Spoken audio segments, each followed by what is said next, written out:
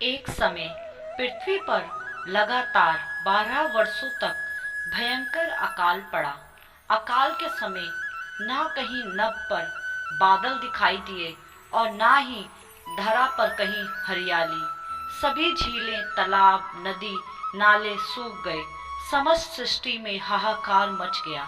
प्राणी जल की बूंद बूंद के लिए तरस गए। इंद्र देवता को प्रसन्न करने के लिए लोग तरह तरह की प्रार्थना अर्चना करते, मगर मेघ थे कि गायब ही हो गए।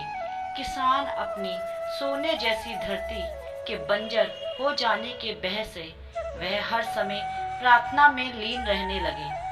सूर्य अपने प्रकाश को, जिसे अग्नि के रूप में धरती पर डाल रहा था, उससे समस्त जीव जंतु अकाल मृत्यु को प्राप्त होने लगे। भयंकर गर्मी में एक किसान ने अचानक अपने खेतों में हल जोतना शुरू कर दिया। संयोगवश शिव पार्वती भ्रमण करते हुए वहां आ पहुंचे। कमजोर शरीर वाले उस किसान को बंजर धरती पर हल चलाते तथा पसीने से लथपथ हुए जब माता पार्वती ने देखा तो उनका हृदय पसीज गया। वह सोचने लगी, यह किसान बिना जल के धरती पर हल क्यों चला रहा है? जब तक अकाल की स्थिति है, हल चलाने का जोखिम नहीं लेना चाहिए। इसी सोच में डूबी माता पार्वती से शिव बोले, पार्वती क्या सोच रही हो? पार्वती बोली, देव, पिछले कई वर्षों से अकाल पड़ा हुआ है। बिना बारिश के इस बंजर धरती पर कुछ भी तो नहीं उगेगा।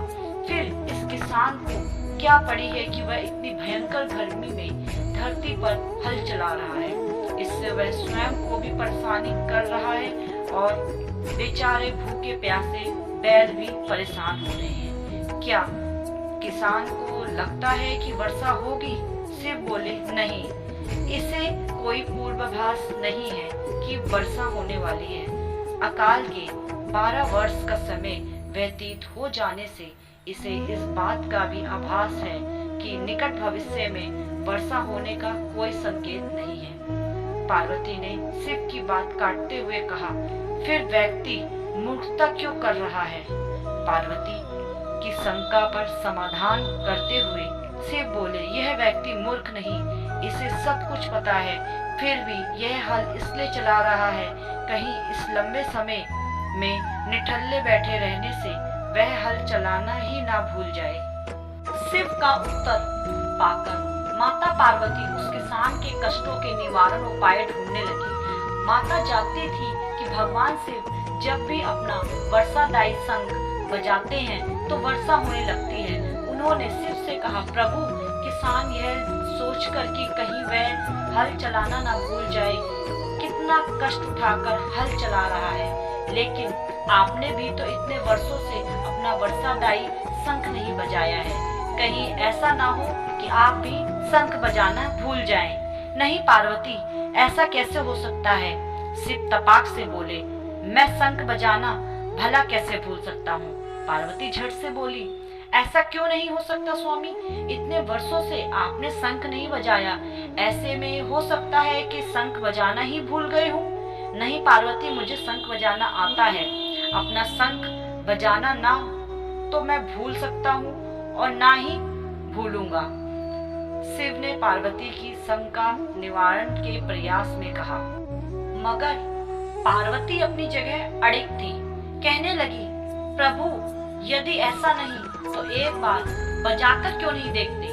पार्वती की बात सुनकर शिवजी जी को लगा कि वह संदेह में घिर गई है। संदेह निवारण के लिए उन्होंने तुरंत अपनी झोली से वर्षादायी शंख निकाला और पूरे वेग से उसे बजाने लगे।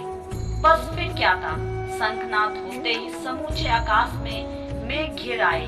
काले रंग के घनघोर बादल आकाश में हो गए और वर्षा न हो, ऐसा भले कैसा हो सकता है? शिव पूरे वेग से शंखनाद करते रहे और मेघ भी पूरे जोर से बरस पड़े। देखते देखते मूसलाधार वर्षा होने लगी और समूची धरती जलमग्न हो उठी। इतनी बारिश हुई कि सारी धरती की प्यास बुझ गई। किसान नाचने लगे। मानव ही क्या, पशु पंछी भी शिव जी की इस कृपा से धन्य हो उठे। माता पार्वती इस समूचे संसार की प्रसन्नता से गदगद हो उठी। माता पार्वती जो अपनी व्यवहार कुशलता के कारण पृथ्वीवासियों को संकट से बचाने का कारण ही जगदम्बा कहलाई। वह शिव जी से मुस्कुराते हुए बोली, स्वामी आप तो सचमुच में भोले भंडारी हैं।